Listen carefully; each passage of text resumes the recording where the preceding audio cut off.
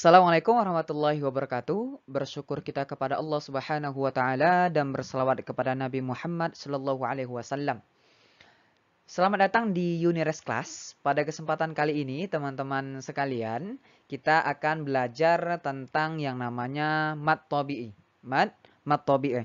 Sebenarnya apa sih sebenarnya mad tabi'i ini, dan mungkin sebagian dari kita, teman-teman sebagian yang lainnya mungkin sudah pada tahu juga sebenarnya apa itu mad tabi'i. Tapi di sini teman-teman kita akan mengulik lebih dalam tentang mad tabi'i itu sendiri. Oke, kita lanjutkan di slide yang selanjutnya. Baik, agenda kita teman-teman sekalian ada 4 hal ya. Ada 4 bagian nantinya. Yang pertama ada pengertian, yang kedua ada syarat-syarat dari mad tabi'i itu sendiri, yang ketiga ada cara membaca atau panjang bacaan dari mad tabi'i itu, dan yang terakhir ada yang namanya contoh dari mad tabi'i itu apa. Oke ya, sudah ada gambaran ya teman-teman sekalian ya. Kita akan langsung masuk ke agenda yang pertama, yaitu pengertian.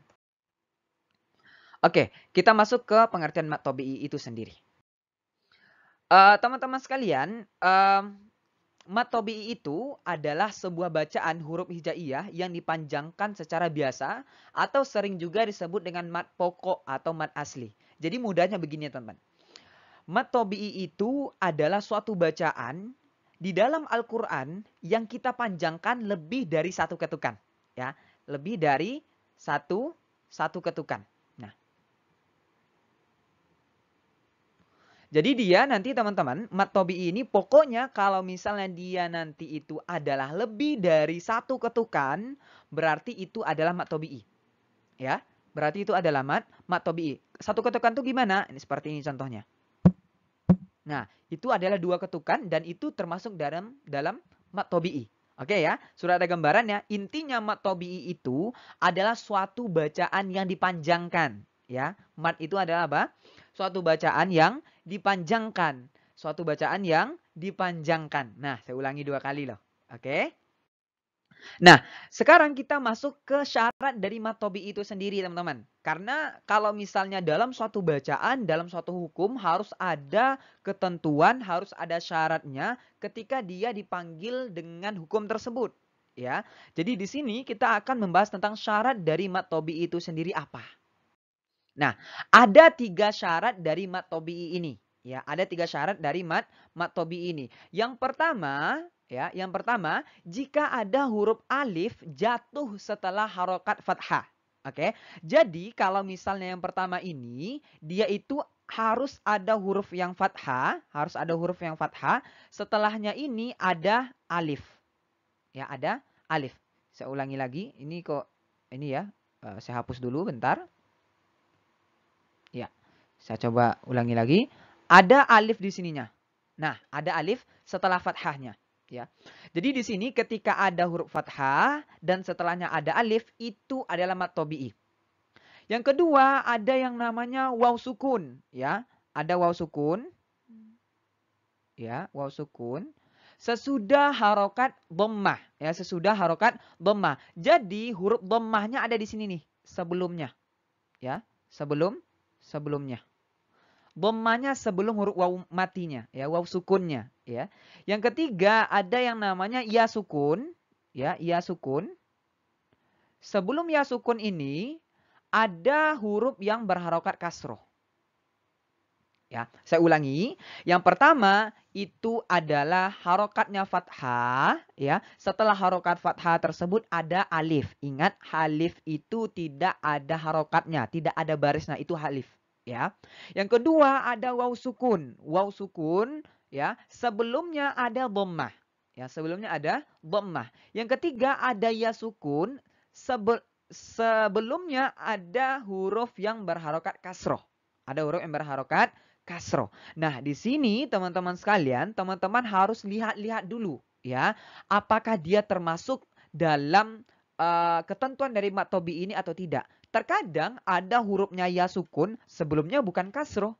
Ada juga hurufnya waw sukun, sebelumnya bukan dhammah. Ada juga hurufnya fathah, setelahnya bukan alif.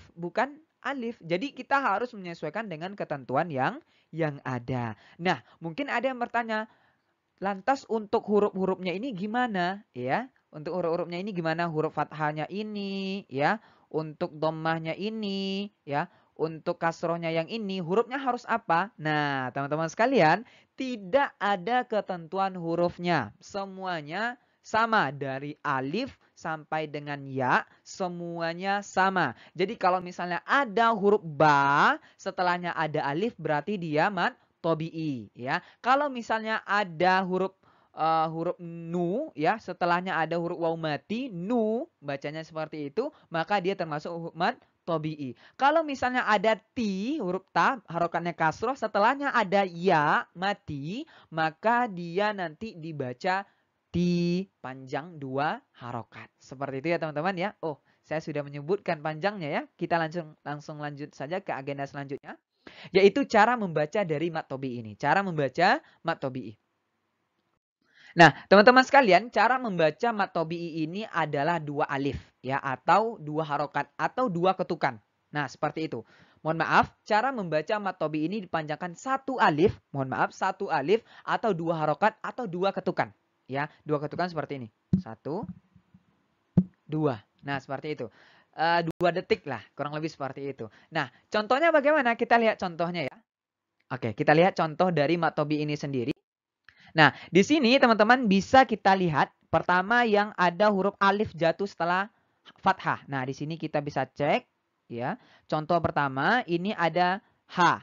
Ya, contoh pertama ada H. Fi ha. Ya, seperti itu ya.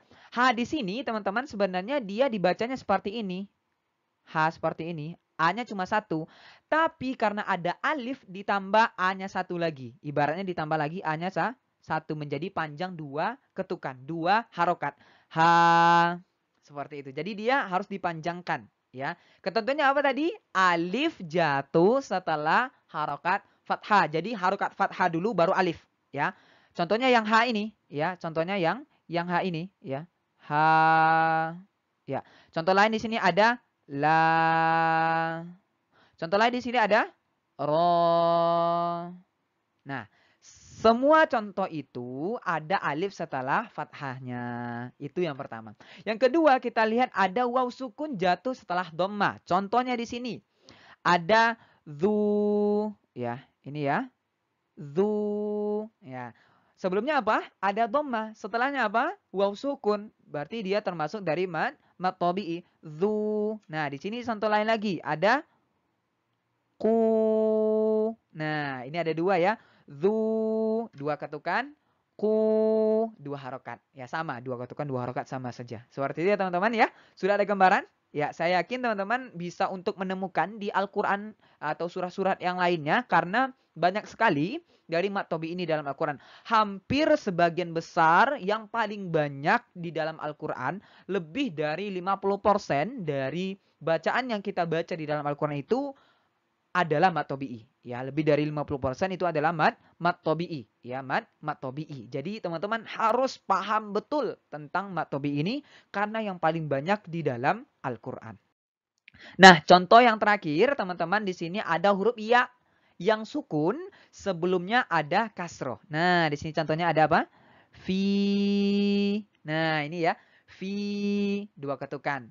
Fi, kita baca ya di sini ada beberapa, di sini ada la ya. Ini juga mat tobi'i, zu juga mat tobi'i, ku juga mat tobi'i, fi juga mat tobi'i, ha juga mat tobi'i, la di sini juga mat tobi'i, ro di sini juga mat tobi'i, ba di sini juga mat tobi'i. Kita baca ya. La yadhuquna fiha bardaw wala syaraba. Nah, seperti itu. Jadi dia dipanjangkan 2 ketukan. Seperti itu ya teman-teman ya. Sudah ada gambaran. Semoga bisa membantu dan teman-teman bisa untuk mengecek lagi. Silakan dicari lagi di dalam Al-Quran apa saja yang termasuk di dalam mat tobi'i. Semangat karena nanti kita akan membahas yang lebih detail lagi tentang pembahasan mat ini. Baik teman-teman sekalian, mungkin sekian untuk materi pada kesempatan kali ini. Terima kasih atas perhatiannya. Bertemu lagi di materi yang selanjutnya. Saya undur diri. Wassalamualaikum warahmatullahi wabarakatuh.